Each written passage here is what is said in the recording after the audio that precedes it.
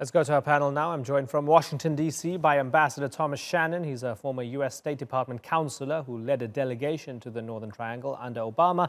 In Guatemala City, we have Congressman Fernando Linares Beltranena. And in Baltimore is Rick Jones. He's a longtime Central America aid worker with Catholic Relief Services. Rick Jones, let me start with you. Has the president made the wrong decision by deciding to cut aid to these three Central American countries? Yes, I think we're sending the wrong message. You're telling people that help is not on the way, you're on your own, and more people are likely to leave. It's actually counterproductive to the goals of this administration of reducing migration. And we need to send a message that the aid is actually working.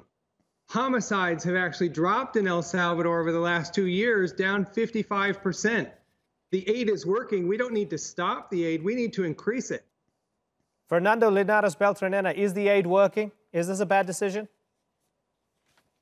I believe that we don't need aid. We can do very well on our own, and we have for years.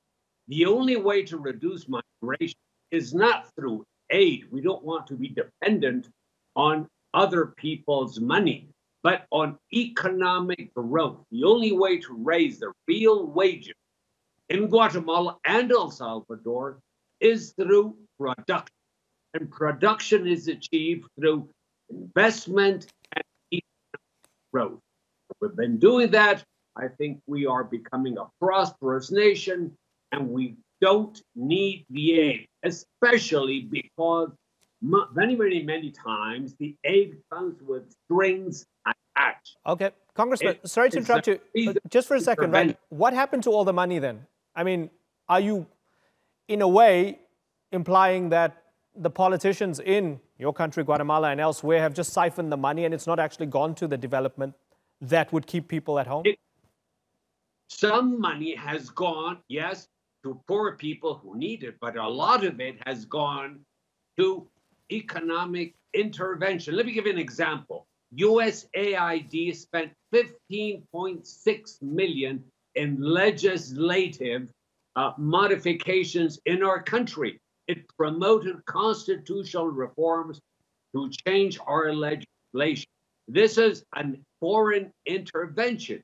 It's not giving money to the poor, as the colleague in El Salvador says. That would be worthwhile. It's just that it's used for different political purposes. Okay, let me ask Ambassador Thomas Shannon. So this is what the president tweeted, and he's very clear. He doesn't mince his words. You know where he stands on these things. He said, Honduras, Guatemala, and El Salvador have taken our money for years and do nothing. The Dems don't care. Such bad laws may close the southern border. Does the president have a point? Thank you very much. And thank you to Fernando and thank you to Rick for being present today, because they both present important points of view. But the president does have a point in the sense that he believes that sovereign nations have a right to determine who comes into their country, in this case the United States, but he also believes sovereign nations have an obligation to take care of their citizens so that they don't have to flee their country. The problem that we face in the Northern Triangle countries is that obligation is one thing, capacity is another.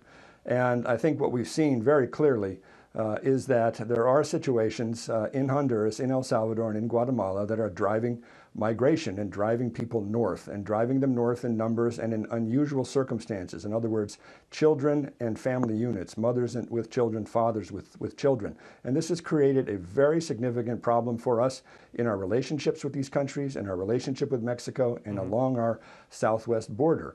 And the United States has to find a way to deal with this. I understand the president's frustration, but Rick has it right. What we have been doing over the past several years is working with the Central American countries and aligning our assistance with the priorities that those countries have established under the Alliance for Prosperity. And those have been having an impact in the short to medium term in terms of affecting the conditions on the ground. But we still have a lot to do. Right.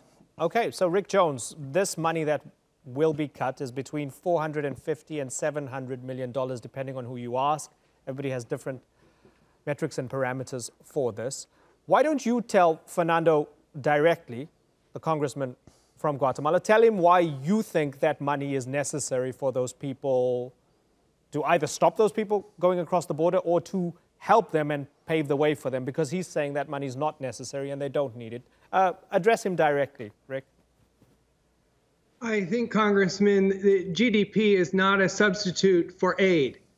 Aid, when it's well directed, reaches the poorest who are not part of the economic growth. For example, people in the Western Highlands growing corn and beans are not part of the larger economic system in Guatemala. And the aid assistance that reaches children to prevent them from stunting is critical. And the aid that is helping young people get jobs in El Salvador and Honduras is critical. These are the marginal kids who are out of school and unemployed, and no one is willing to pay for that. So I think the aid, when it's well directed, is essential. And without that kind of aid, we're going to see thousands more children in Guatemala who suffer from severe malnutrition and stunting. We're going to see fewer young people prepared for the workforce, and we're likely to see homicides rise instead of going down. Congressman? No, I believe that we have our own social problems for extreme. But I believe that the best social program is a job. And the way to create jobs is through economic investment, not through dependency on foreign aid. What we want is for our people to get on their own feet and go forward. And that is what the U.S. achieved 100 years ago when it also was an underdeveloped country. So we don't want to depend on aid. We don't want to be subsidized. We don't want to be panhandlers. And even though I recognize that in the short run, aid can be beneficial, we have our own program. The problem is that very many times aid is not well directed. It comes with conditions. It comes with manipulation of our politics. The example is well stated. $15.6 million to revamp our judicial structure. And that included constitutional reforms which try to promote indigenous legislation. Right. That is a political agenda. It has nothing to do. You see, you're looking at aid because you see an impoverished child. Sure, you want to feed the child. We want to feed the child too. But the aid is not being used for that. It's siphoned away to other political projects. Okay, so let's ask. Let's ask Ambassador Shannon. And just, I don't want to kind of go down this road too far, but Ambassador Shannon, were heavy strings attached to the aid, and was it being used as a political weapon in the region? The conditions that were imposed by the U.S. Congress were really a series of certification requirements that indicated that the countries of the Northern Triangle were making progress in addressing issues that they themselves had identified, especially in the area of corruption and law enforcement and fighting crime and promoting human rights.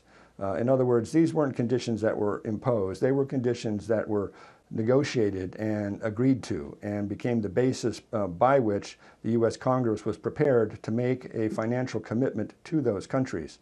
I admire what the congressman is saying. I admire his determination to have Guatemala, in his case, on its own feet. And this is obviously our goal, too, in the Northern Triangle. And this is one of the reasons why the United States negotiated a free trade agreement with the Central American countries and have provided other kinds of assistance and investment opportunities in Guatemala, in El Salvador, and in Honduras in order to generate the kind of economic growth and create the employment that the congressman is talking about. However, the reality is that the countries of the Northern Triangle face some very significant social challenges that go beyond just jobs and economic prosperity. And some have been mentioned by Rick. But what's important to understand about the assistance that we have provided over the last several years, the assistance that's being cut, is that it was designed to align itself with the priorities that the countries themselves had established in order to address the origins of unregulated migration. In other words, this is a partnership, and it's one that we have done step by step with Guatemala, El Salvador, and with Honduras. But also it's important to understand that the monies that have been expended through NGOs, both indigenous NGOs and NGOs selected by the U.S. Agency for International Development. And in this regard, money is not going into the government and is not being siphoned off. In fact, it's very tightly regulated and controlled, and this is something that our Congress insisted upon.